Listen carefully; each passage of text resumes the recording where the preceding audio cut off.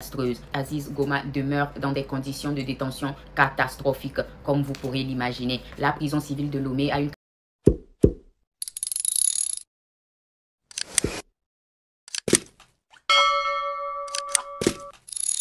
C'est Solim encore. Aujourd'hui, je vous parle d'un homme, mais pas seulement d'un homme ordinaire. Je vous parle d'un symbole, d'un frère, d'un père, d'un citoyen du monde, l'initiateur de la grève de faim des prisonniers politiques à la prison civile de Lomé pour soutenir l'appel à manifester du mouvement M66 ce 30 août 2025 pour réclamer non seulement la souveraineté de notre nation, mais aussi la liberté pour tous les prisonniers politiques et d'opinion, la fin de la torture et aussi l'amélioration des conditions de vie des prisonniers, que leurs conditions deviennent dignes dans cette prison. Je vous parle d'Abdoul Aziz Goma, un homme d'affaires irlando-togolais arrêté le 21 décembre 2018 à Lomé et qui depuis ce jour n'a jamais retrouvé la liberté jusqu'à aujourd'hui. Ce soir-là, Aziz ne faisait rien d'illégal. Il raccompagnait simplement une amie après avoir aidé 8 jeunes Togolais venus d'Accra pour participer à une manifestation pacifique de ce moment. Pas de violence, pas d'armes à feu, pas de menaces, juste un geste d'humanité. Et c'est ce geste qui a scellé son destin. Des hommes armés en civil surgissent de nulle part. Pas de mandat, pas d'explication, juste des coups partout, des matraques, des bottes sur la tête, menottés à un arbre, battus jusqu'à vomir du sang, torturés de partout comme un animal. Cordelettes, coups de pied, bottes sur la tête, sur les mains, sur les jambes, menottés, piétinés, jetés comme un objet dans un véhicule, torturés jusqu'à vomir du sang et perdre connaissance sur place. Tout ça sans même savoir pourquoi. Quand il regagne conscience, il est en détention secrète. Il passe 27 jours au secret dans les locaux du SCRIC, puis dans d'autres lieux de détention, sans voir ni avocat ni famille. Le 31 décembre 2018, il compare enfin devant un procureur. On lui annonce pour la première fois les accusations inventées contre lui. Des crimes inventés, atteinte à la sûreté de l'État, association des malfaiteurs, destruction de biens publics,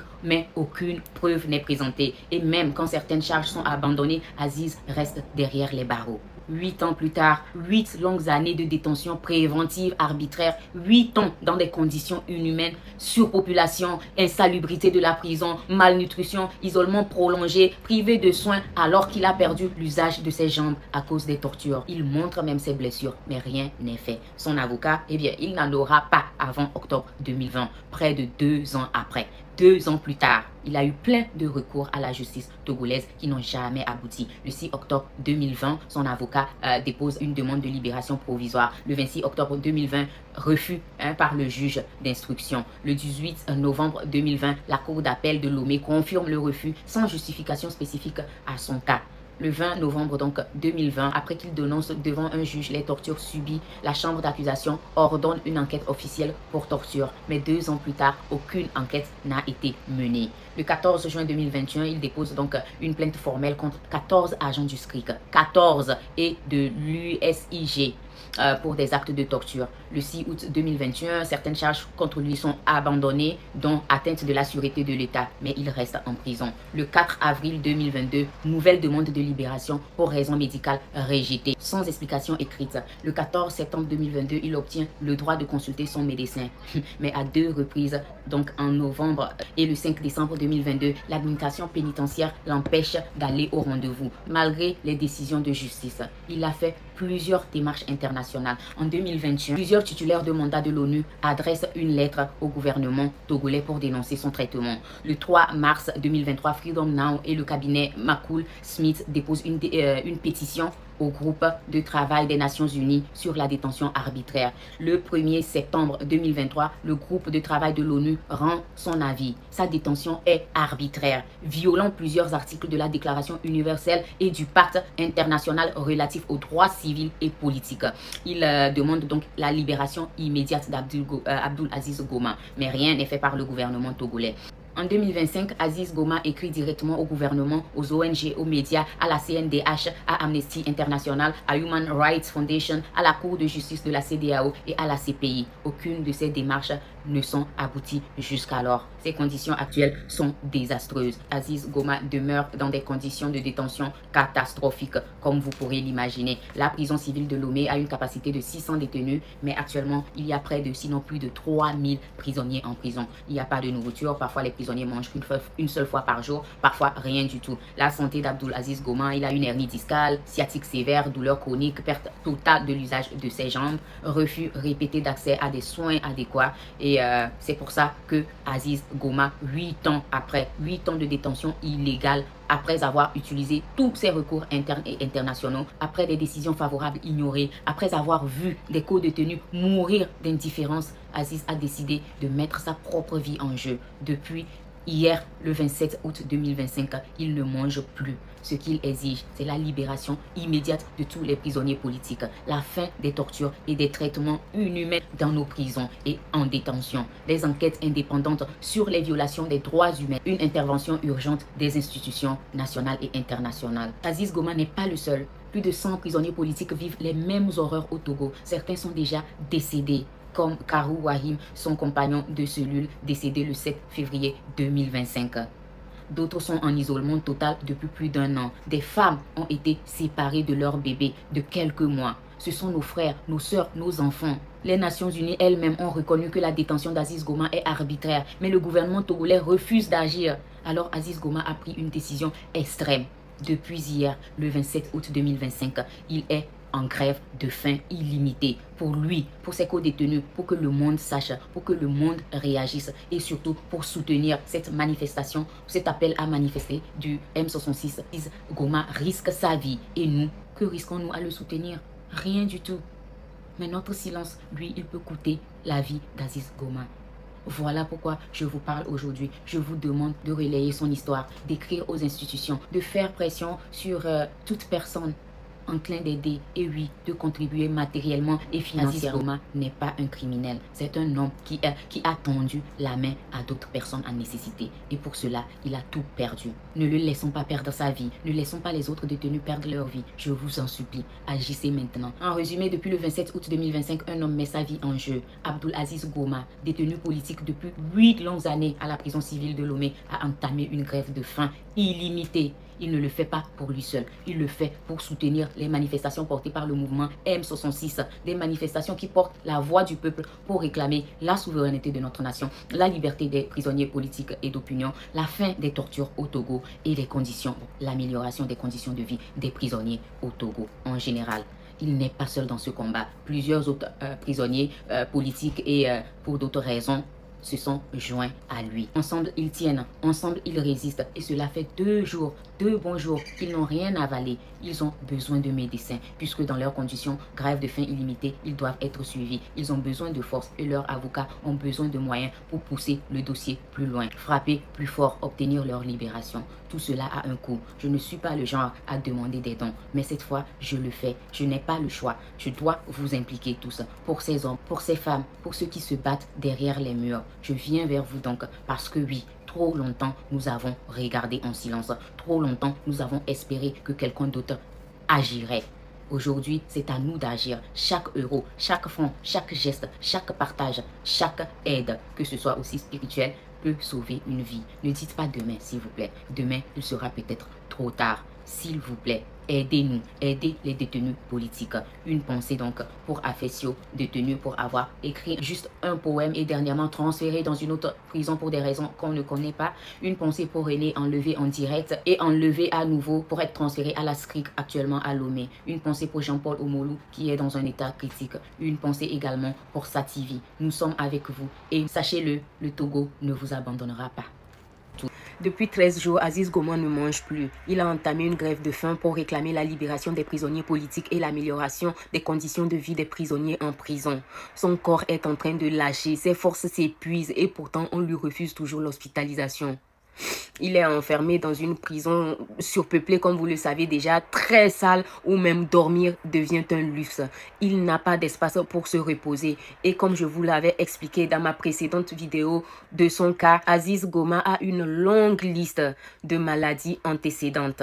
Il a une hernie discale, sciatique sévère, douleur chronique, perte totale de l'usage de ses jambes, refus répété d'accès à des soins adéquats. Et c'est pour ça que Aziz Goma, 8 ans après, 8 ans de détention illégale, après avoir utilisé tous ses recours internes et internationaux, après des décisions favorables ignorées, après avoir vu des co-détenus mourir d'indifférence, Aziz a décidé de mettre sa propre vie en jeu. Depuis Hier, le 27 août 2025, il ne mange plus. Avec tout ce que vous avez entendu comme souffrance, chaque jour est un combat pour respirer pour Aziz Goma, pour rester debout. Le 5 septembre dernier, au 10e jour de la grève de faim, après des heures d'attente à l'infirmerie de la prison où ils ont voulu le faire soigner par un docteur qu'ils ne connaissaient même pas, qui n'avait aucune connaissance de son dossier, mais qui a quand même voulu l'injecter. Le 5 septembre dernier, au 10e jour de la grève de faim, après des heures d'attente à l'infirmerie de la prison où ils ont voulu le faire soigner par un docteur qu'ils ne connaissaient même pas, qui n'avait aucune connaissance de son dossier, mais qui a quand même voulu l'injecter, ce que Aziz Goma a refusé catégoriquement car ce n'est pas son docteur. Aziz a finalement été permis enfin d'aller à la clinique Biassa où son médecin habituel pouvait l'examiner. Son médecin a demandé des examens, des scanners, on l'a placé des sérums et le verdict était hospitalisation immédiate. Le médecin rédige même un décret d'hospitalisation. Mais l'agent qui avait été désigné pour accompagner Aziz Goma, non seulement il avait insisté pour rester dans la salle d'examen avec Aziz alors que le secret médical exige que même un prisonnier puisse parler en toute confiance à son docteur, ce qui a finalement été fait parce que le docteur a insisté que l'agent parte. Mais dès que le docteur annonce à l'agent qu'il va devoir hospitaliser Aziz Goma, l'agent refuse catégoriquement, soit disant que le responsable, c'était pas son rôle au fait. Donc, il n'a pas reçu d'ordre de son responsable pénitentiaire. Refus alors qu'il sait très bien qu'Aziz Goma peut mourir à n'importe quel instant. On le renvoie donc en prison comme si de rien n'était.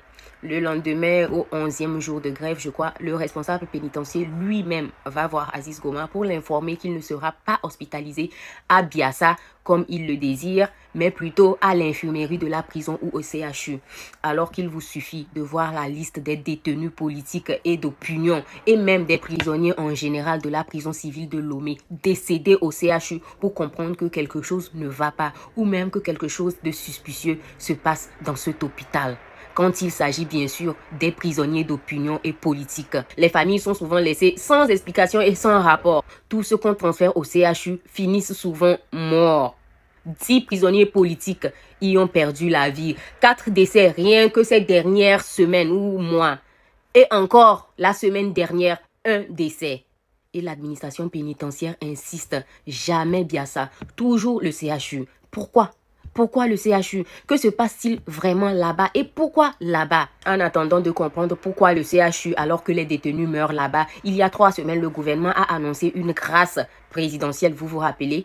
Libérer ceux qui ont fait la moitié de leur peine. Eh bien, c'est un gros mensonge, un coup de communication. La plupart des prisonniers politiques éligibles dont Aziz Goma ont déjà dépassé cette moitié. Mais ils restent enfermés jusqu'à aujourd'hui, même dans leur situation critique. Et maintenant, on murmure qu'ils ne seront libérés qu'en fin d'année. Pendant ce temps, la santé d'Aziz Goma se dégrade.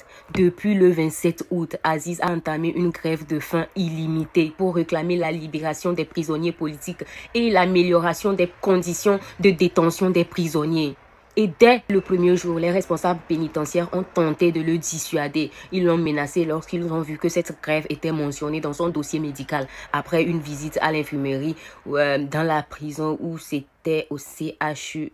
Je ne m'en souviens pas exactement, mais depuis, il traîne à longueur de journée avec des procédures qui n'aboutissent jamais. On l'envoie voir le responsable pénitentiaire, puis on lui dit d'attendre un contact de son avocat. Après, on lui dit d'aller à l'infirmerie, d'attendre que ce juge signe quel dossier. Le responsable va signer ce dossier et l'envoyer où. Mais rien n'est jamais pris en compte. Cela fait des jours qu'il demande à être consulté. Mais on le tourne en rond. Pendant ce temps, il ne mange pas et ses forces déclinent en violation des droits d'Aziz Goma. La constitution togolaise même prévoit cela. Un courrier du juge en la possession d'Aziz Goma confirme même qu'un détenu a le droit de choisir son médecin. Mais l'administration fait la sourde oreille, ignore la loi et joue avec la vie d'un homme. Mes frères et sœurs togolais, si nous perdons Aziz Goma, nous perdons notre humanité. Nous devons agir maintenant. Pas demain, pas la semaine prochaine, maintenant. Alertez les médias, interpellez les ambassades et les chancelleries. Signez la pétition adressée à l'ONU avant le 23 septembre. C'est vrai que nous, à part faire les vidéos, nous menons beaucoup d'actions administratives en arrière-plan dont nous ne pouvons pas parler ici. Mais en poussant nos vidéos, en poussant les pétitions, en participant d'une manière ou d'une autre, vous aidez à pousser le dossier. Et n'hésitez pas à nous aider financièrement et matériellement. Il y a besoin d'argent, nous faisons de notre mieux, mais seuls nous ne pourrons rien. Aziz Goma ne se bat pas seulement pour lui, il se bat pour tous les prisonniers politiques et d'opinion, pour un Togo libre et juste. Ne le laissez pas mourir dans l'indifférence. Faisons du bruit, s'il vous plaît. Faisons trembler ceux qui pensent que nos vies ne comptent pas. Tous debout pour Aziz Goma. I sacrifice my body to alert the world to the injustice we are experiencing. This fight is not just mine, it is that of all those who refuse arbitrariness. I urge you not to look away. I open with the words of Abdul Aziz Goma, an Irish citizen, currently arbitrarily detained in Loma in Togo. His crime? Hosting peaceful protesters calling for democratic reforms in Togo. After 6 years in pre-trial detention, Abdul was sentenced to 10 years in prison in a one-day trial that made a mockery of justice. Years of torture have left their mark on Abdul's body, to the point that he has lost the use of his legs. Prisoners in Loma prison are beaten, electrocuted and denied medical care. They must sleep sitting up due to the severe overcrowding. Many die in silence. But Abdul Aziz Goma will not be silenced. His hunger strike, which began on the 27th of August, is a message to us, to Europe and to all who believe in justice, democracy and human rights, to not let him down. We will not let him down. We will not look away. We call on the Togolese authorities to immediately and unconditionally release Abdul Aziz Goma and all arbitrarily detained political prisoners in Togo.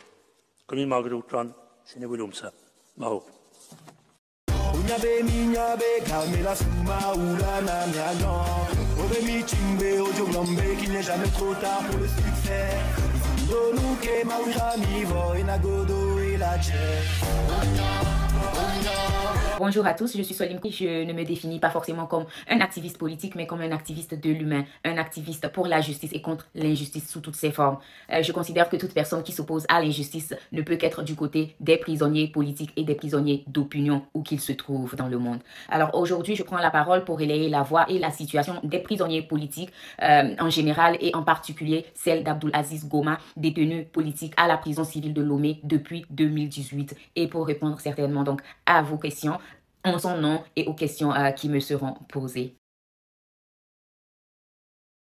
Abdul Aziz Goma est un détenu politique depuis 2018. Suite à des actes de torture subis en détention, il a perdu l'usage de ses jambes. Le 14 juin 2021, il a déposé plainte contre des agents du SCRIC pour actes de torture. Mais aujourd'hui, il a décidé d'entamer à partir du 27 août 2025 une grève de faim illimitée pour dénoncer la situation des prisonniers politiques au Togo. Eh bien, Abdul Aziz Goma est un homme d'affaires d'origine togolaise et citoyen irlandais également. Le 21 décembre 2018 à Lomé, il est arrêté sans mandat violemment par des hommes armés en civil, battu, menotté, humilié. Il a subi des coups de matraque, des cordelettes, des gifles, des menaces, l'exécution et la torture la plus marquante, la falanga, coups répétés sur les plantes des pieds qui laisseront des séquelles irréversibles à M. Aziz Goma. Transféré de force entre le SCRIC et la brigade anti-gang et la gendarmerie nationale, il est détenu au secret privé d'avocats, isolé pendant plus d'1 an dans des conditions inhumaines. Pas de soleil, pas de visite, pas de soins.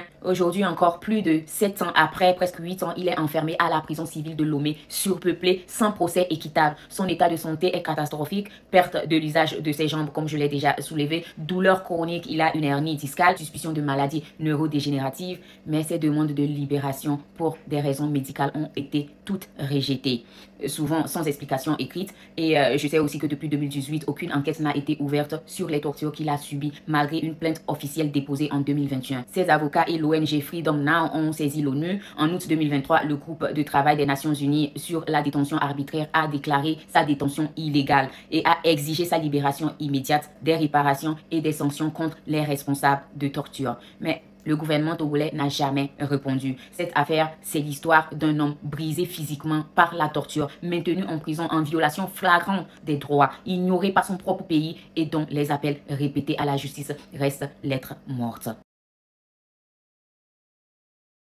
Eh bien, cette grève poursuit 4 objectifs clairs. 1. Obtenir la libération immédiate et inconditionnelle de tous les prisonniers politiques et d'opinion. Numéro 2. Mettre fin aux tortures et aux traitements inhumains dans les prisons togolaises. Numéro 3. Ouvrir des enquêtes internationales indépendantes sur les violations commises sur les prisonniers.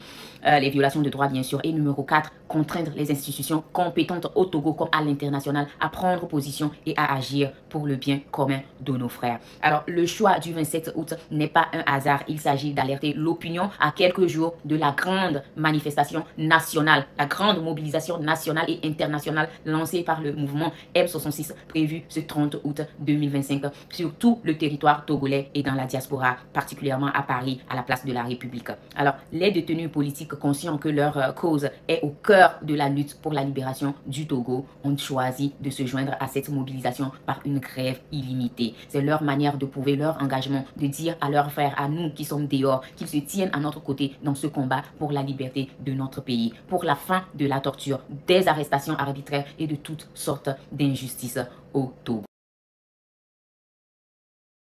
À ce jour, aucune réponse officielle n'a été donnée par les autorités pénitentiaires ni le gouvernement. Il faut rappeler qu'une grève de la faim ne nécessite aucune autorisation, peut-être les informer. Pourtant, M. Aziz Goma a subi déjà des menaces voilées pour avoir osé entreprendre cette action. La situation reste donc alarmante. Il y a toujours des arrestations arbitraires, des procès inexistants ou inéquitables, des tortures et électrocutions, isolement prolongé, surpopulation de la prison, insalubrité, absence totale des soins. Il y a tellement de choses. Plusieurs détenus ont déjà perdu la vie, comme Karo Ouahim décédé donc le 27 février 2025. D'autres vivent avec des handicaps irréversibles. Alors que pouvons-nous attendre d'un régime qui méprise déjà son propre peuple? Quand la population qui est libre est traitée avec autant de mépris, que dire de ceux qui sont derrière les barreaux, sur lesquels ils peuvent tout se permettre sans jamais rendre de compte? Ce même gouvernement refuse systématiquement les manifestations pacifiques. Il serait naïf d'attendre un geste positif de leur part. Un véritable retour positif serait la libération immédiate de tous les prisonniers politiques et d'opinion. Mais comme nous savons que cela ne viendra probablement pas sans combat, nous faisons tout ce qui est de notre pouvoir déjà, que ce soit sur le territoire ou à l'international, pour y parvenir.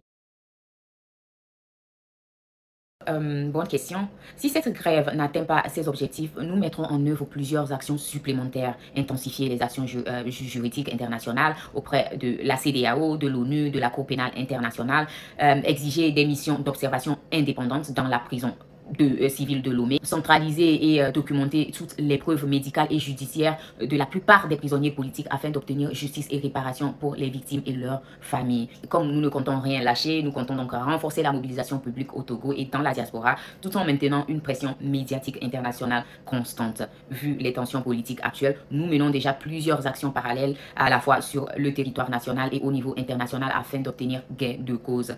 Dans cette dynamique, cela ne peut qu'aboutir. La pression des médias, les institutions, les organismes, la pression internationale sera déterminante. Nous sommes donc résolus à frapper à toutes les portes possibles pour obtenir justice. Eh bien, sur le plan humain, le risque est énorme. aggravation des maladies, dégradation psychologique, voire des décès. Les familles subissent aussi beaucoup d'impacts, que ce soit direct ou indirect, avec la perte de revenus et la stigmatisation. Sur le plan politique, il y a deux scénarios. Soit la pression citoyenne et internationale entraîne la libération donc immédiate et l'amélioration des droits humains, soit l'inaction banalise encore davantage ces violations et enferme le pays dans un cycle d'impunité. Du coup, nous espérons que ça sera la première option et qu'ils seront libérés afin qu'ils ne subissent pas une deuxième torture, si on peut le dire ainsi. Les conditions des détenus sont indignes, on le sait déjà, et mettent donc directement en danger la vie de ces prisonniers. On parle ici des arrestations arbitraires, des procès inéquitables ou même inexistants. Plusieurs prisonniers sont jetés en prison sans être passés devant le procureur. Des tortures physiques, mentales et émotionnelles, des coups, électrocution, isolement prolongé, surpopulation extrême, la salubrité chronique même, et la privation des soins médicaux essentiels. Certains détenus vivent avec des handicaps lourds et irréversibles. D'autres sont séparés donc de leurs enfants de bas âge, de leur famille. La prison civile de Lomé est massivement surpeuplée et surpeuplée par des innocents. La prison de Lomé a déjà fait l'objet des rapports dénonçant son état. Elle devrait être fermée ou reconstruite depuis longtemps, mais rien n'a été fait. Les conditions y sont telles qu'elles raccourcissent drastiquement l'espérance de vie. Si une personne était destinée à vivre 20 ans au plus, le simple fait d'être enfermé dans cette prison peut lui en retirer au moins 10, donc la moitié. C'est aussi grave que cela. Côté soutien, eh bien, plusieurs organisations, ONG, que ce soit nationales ou internationales, sont mobilisées. Amnesty International, LTDH, CIT, Freedom Now, Right Foundation, OMCTC, Freedom House et plein d'autres. La diaspora togolaise ainsi que les journalistes indépendants relaient également ces appels et œuvrent pour briser le silence autour de cette situation des prisonniers politiques. Le combat n'est pas seulement celui d'Aziz Goma ou des prisonniers politiques. C'est un combat pour la justice, la dignité et les droits humains au Togo. Nous avons tous un rôle à jouer par notre voix, notre présence dans la rue, notre relais d'information ou notre soutien matériel et moral. Le 30 août 2025, la population togolaise et la diaspora ont l'occasion d'envoyer un message fort. Plus jamais ça. J'invite donc toutes les familles des prisonniers politiques et même des prisonniers tout court à la prison civile de Lomé à se joindre au peuple pour non seulement réclamer la liberté de ceux qui n'ont aucune raison d'être derrière les barreaux, mais exiger aussi l'amélioration des conditions de vie pour ceux qui resteront incarcérés. Je veux aussi clarifier une information qui circule. Il a été annoncé une grâce présidentielle pour tous les prisonniers, que ce soit des prisonniers politiques ou de divers crimes. En réalité, ce n'est pas le cas. Cette mesure ne concerne que les prisonniers politiques déjà condamnés. Et à ce jour, si je ne me trompe pas, ils ne sont que 16 à avoir été condamnés. 16 peut-être ou même moins. Tout le reste des prisonniers politiques n'a jamais comparu devant un juge. Ils n'ont pas encore eu de procès ni des condamnations. Du coup, ils ne sont pas concernés par cette grâce. Ainsi, cette grâce présidentielle ne change rien à la situation de la grande majorité des détenus politiques actuellement en prison au Togo. Et d'ailleurs, une véritable grâce présidentielle devrait entraîner la libération immédiate des concernés. Du coup, je ne peux que espérer voir tous les Togolais conscients de cette situation du Togo dans les rues, sur les trottoirs le 30 août, pacifiquement. Merci à vous.